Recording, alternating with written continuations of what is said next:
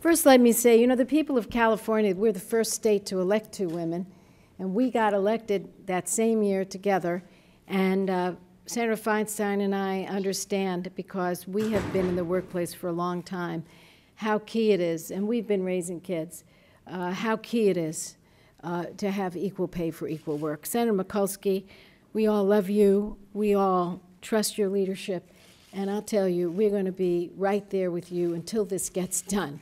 And of course, we hope in about a week's time, a week plus a few days, we will get those votes necessary. And if we don't, we will never quit, and you know that. Well, my colleagues have really explained this bill very, very well, especially Senator Mikulski as she began, and Senator Feinstein giving us these stats of what it really means. So I thought I would do something a little bit different, which is to share some of the individual stories that have come to my attention. A woman from California had an identical advanced degree as her husband, and she landed the exact job as her husband, but at a different work site. The woman's husband was offered $5,000 more in salary, starting salary for the same job. He had the same exact resume. Another case, a healthcare worker in Long Island, New York, discovered she had been earning $10 an hour less than her male colleagues with the same experience. When she brought this up to her superiors, she was reprimanded for even asking about the wage gap.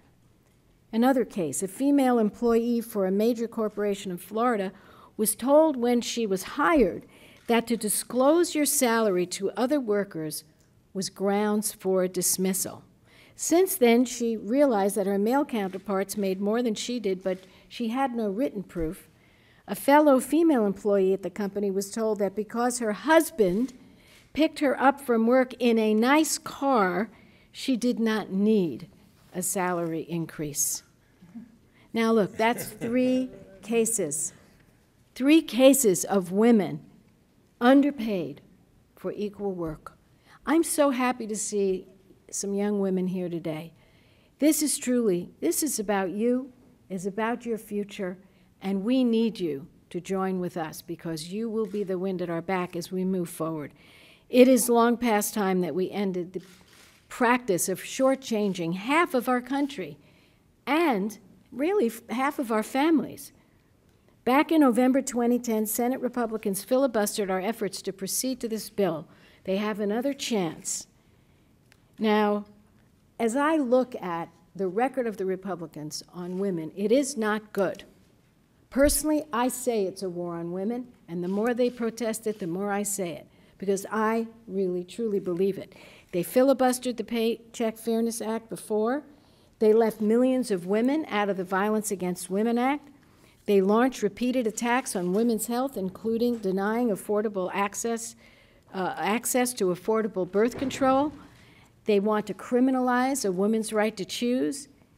And they try to repeal health reform, which prohibits discrimination because of gender. Not to mention makes investments in prevention, which our leader here, Senator Mikulski, wrote into this bill. So in the same breath, they say they didn't launch a war on women. So we're giving them a chance to walk this back. We're giving them a very clear chance in about a week. So I call on them to think this over very carefully.